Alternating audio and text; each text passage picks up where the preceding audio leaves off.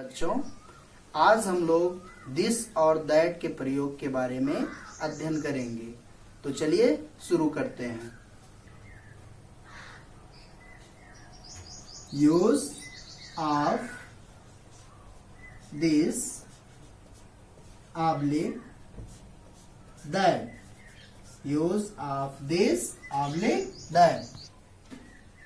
आइए सबसे पहले हम लोग दिस का प्रयोग करना सीखेंगे। पूरा काम हाँ लिखो। Use of this, use of this. This का प्रयोग करने से पहले हम लोग इसके बारे में थोड़ी जानकारी ले लेते हैं। लिखत भी जाए। दिस शब्द की मीनिंग है या। दिस शब्द सिंगुलर यानी एक वचन है। दिस वर्ड की मीनिंग है, दिस वर्ड की मीनिंग है यह। दिस वर्ड की मीनिंग है यह। दिस वर्ड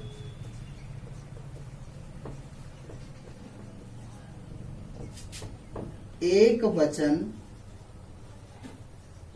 दिस वर्ड एक वचन अर्थात सिंगुलर है। दिस वर्ड एक वचन अर्थात सिंगुलर है। दिस वर्ड एक वचन अर्थात सिंगुलर है। आइए अब जानते हैं कि दिस का प्रयोग कहां पर किया जाता है। दिस का प्रयोग पास के वस्तु की ओर संकेत करने के लिए प्रयोग किया जाता है। दिस का प्रयोग पास के वस्तु की ओर संकेत करने के लिए प्रयोग किया जाता है। दिस का प्रयोग पास की, दिस का प्रयोग पास की वस्तु की ओर संकेत करने के लिए, दिस का प्रयोग पास की वस्तु की ओर संकेत करने के लिए किया जाता है। पास की वस्तु मतलब जैसे यह एक कलम है, तो कलम हमारे पास है, समीप है, इसलिए यहां पर दिस का प्रयोग किया जाएगा। जैसे यह एक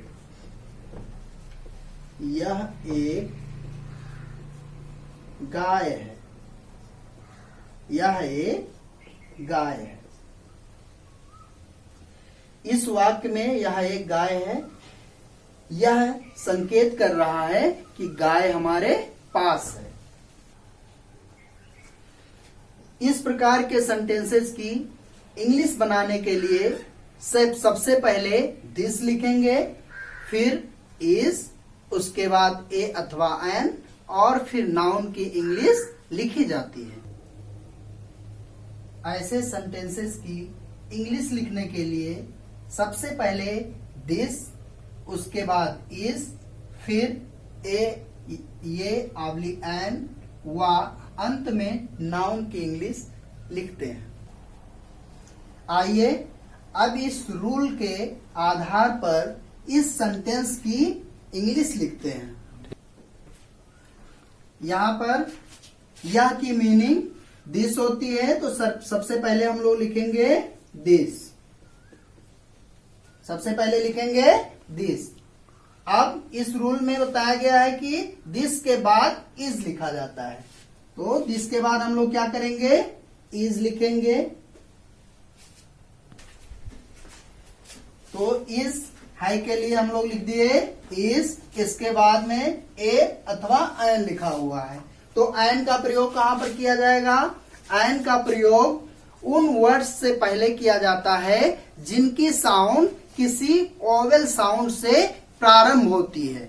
इसके अलावा इसके इसके अलावा कॉन्सोनेंट से आरंभ होने वाले वर्ड से पहले ए का यूज किया जाता है।